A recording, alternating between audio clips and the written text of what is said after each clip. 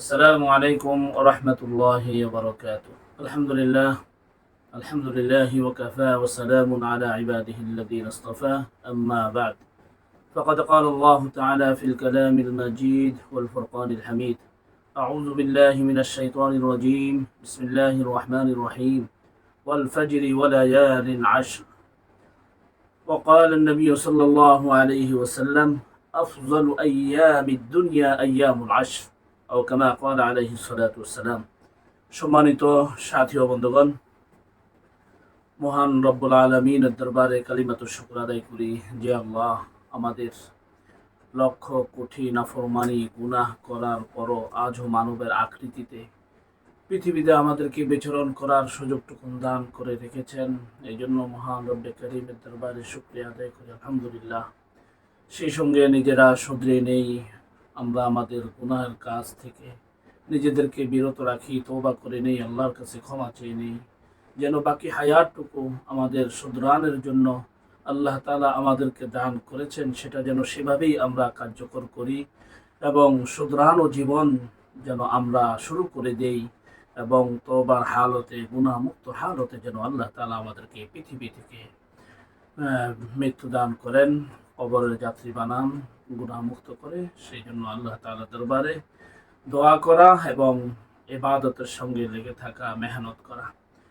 তো সম্মানিত আমার বন্ধুগণ, আজকে আমরা যে বিষয়টা নিয়ে আলাপ করতে চাচ্ছি সেটি হলো 2024 সালের জিলহজের প্রথম তারিখ শুরু হচ্ছে জুন মাসের 8 তারিখ শনিবার থেকে। জুন মাসের 8 তারিখ শনিবার থেকে পহেলা জিলহজ, আরবি মাসের 12 মাসের সর্বশেষ মাস, সম্মানিত 4টি মাসের একটি মাস এবং কোরবানির মাস, হজের মাস এবং বিশেষ গুরুত্বপূর্ণ 10 দিন যেই মাসের মধ্যে আল্লাহ তাআলা রেখেছেন, সেই মাসটি হলো জিলহজ মাস। জিলহজের প্রথম 10 দিন অত্যন্ত গুরুত্বপূর্ণ দিন।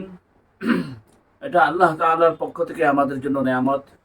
আমাদেরকে বারবার আল্লাহ তাআলার ইবাদতের সঙ্গে নিজেদেরকে লাগিয়ে রাখার জন্য বিভিন্ন মৌসুম মেলা দিয়ে থাকেন এবং সেই সব মেলাগুলোর অংশই আরেকটি মেলা জিলহজের প্রথম 10 দিন। যেমনিভাবে মাস হিসাবে মাহে রমজানকে আল্লাহ তাআলা আমাদেরকে ইবাদতের মেলার মাস হিসাবে দিয়েছেন, তেমনিভাবে জিলহজের প্রথম 10 দিনকেও আল্লাহ তাআলা আমাদেরকে ইবাদতের মেলার 10 দিন আল্লাহ তাআলা আমাদেরকে দান করেছেন। মানুষ মেলা উপলক্ষে যেমনিভাবে দুনিয়াতে বাণিজ্য প্রসার করে এবং বিভিন্ন ব্যবসায়ীরা বাণিজ্য মেলার মাধ্যমে তাদের বাণিজ্যের পরিধি বাড়ায় এবং বিভিন্ন ক্লায়েন্ট থেকে অর্ডার গ্রহণ করে, তারা কোটি কোটি টাকা বাণিজ্য করে বাণিজ্য মেলার মাধ্যমে। ঠিক এমনিভাবে আল্লাহ তাআলা মুমিনদের জন্য, ঈমানওয়ালাদের জন্য, আল্লাহর প্রতি বিশ্বাসীদের জন্য ইবাদতের কিছু মেলা দিয়েছেন। যেই মেলাগুলো দানের আল্লাহ তাআলার পক্ষ থেকে, এই মেলাগুলো দানের উদ্দেশ্য হলো যাতে বান্দারা অন্তত এই মেলাগুলোতে যেন ইবাদতের পুঁজি, ইবাদতের বিশাল পাহাড় যেন তাদের আমলনামায় গ্রহণ করে নিতে পারে।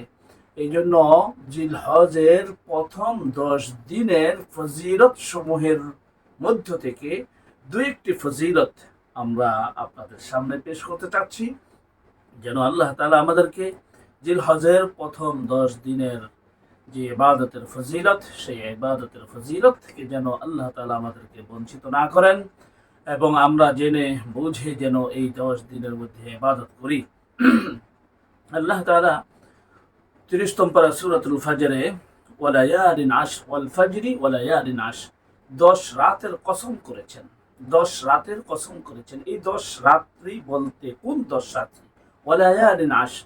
হযরত আব্দুল্লাহ ইবনে আব্বাস রাঈসুল মুফাসসিরিন তিনি বলেছেন, এই 10 রাত্রি বলতে জিলহজের প্রথম 10 রাত্রির আল্লাহ তাআলা কসম করেছেন।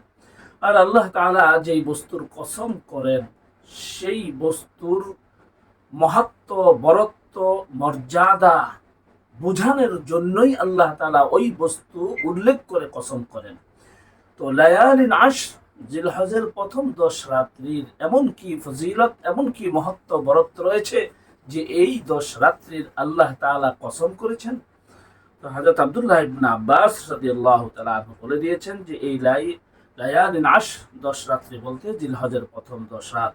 আর রাসূলুল্লাহ সাল্লাল্লাহু আলাইহি ওয়াসাল্লাম বলেছেন আফযলু আইয়ামিদ দুনিয়া আইয়ামুল আশর।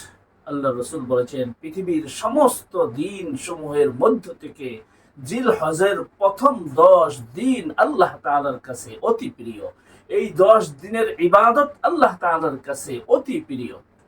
প্রশ্ন আসতে পারে, মাহে রমজানের শেষ 10 দিন আল্লাহ তাআলার কাছে বেশি প্রিয়, না জিলহজের প্রথম 10 দিন আল্লাহ তাআলার কাছে বেশি প্রিয়?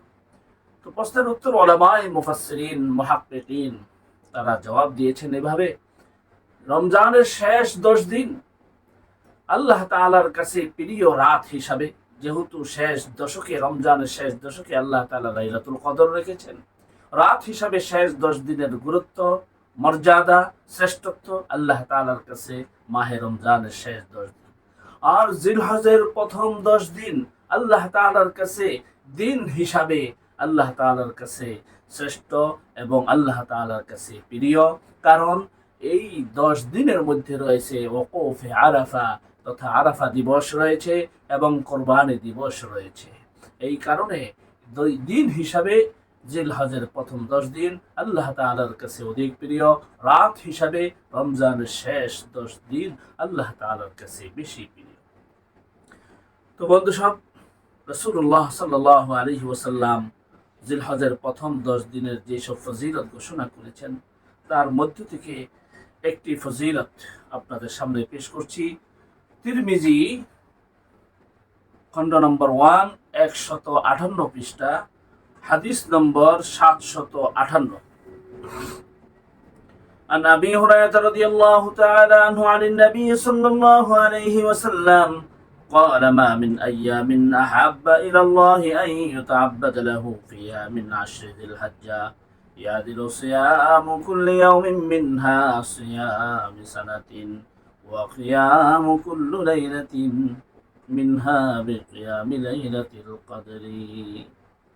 রাসূলুল্লাহ সাল্লাল্লাহু আলাইহি ওয়াসাল্লামের বিশিষ্ট সাহাবী হযরত আবু হুরায়রা থেকে বর্ণিত, তিনি বলেন যে রাসূলুল্লাহ সাল্লাল্লাহু আলাইহি ওয়াসাল্লাম ইরশাদ করেছেন, মা মিন আইয়ামিন আহাব্বা ইলাল্লাহ আন ইউতাআব্বাদা লাহু ফিহা মিন আশরি যিল হিজ্জাহ। যে আল্লাহ তাআলার কাছে পৃথিবীর সমস্ত দিনগুলোর মধ্য থেকে জিলহজের প্রথম 10 দিন ইবাদত করা আল্লাহ তাআলার কাছে অধিক প্রিয় অন্যান্য দিনগুলোর মধ্যে ইবাদত করার চেয়ে তুলনায়। অন্যান্য দিনে ইবাদত করার তুলনায় জিলহজের প্রথম 10 দিন আল্লাহ তাআলার কাছে ইবাদত হিসাবে অধিক আল্লাহ তাআলা পছন্দ করেন, অধিক প্রিয় এই 10 দিনের ইবাদত। এরপর রাসূল সাল্লাল্লাহু আলাইহি ওয়াসাল্লাম বলেন, ইয়াদিলু সিয়ামু কুল্লি ইয়াউমিন মিনহা সিয়ামু সানাতিন।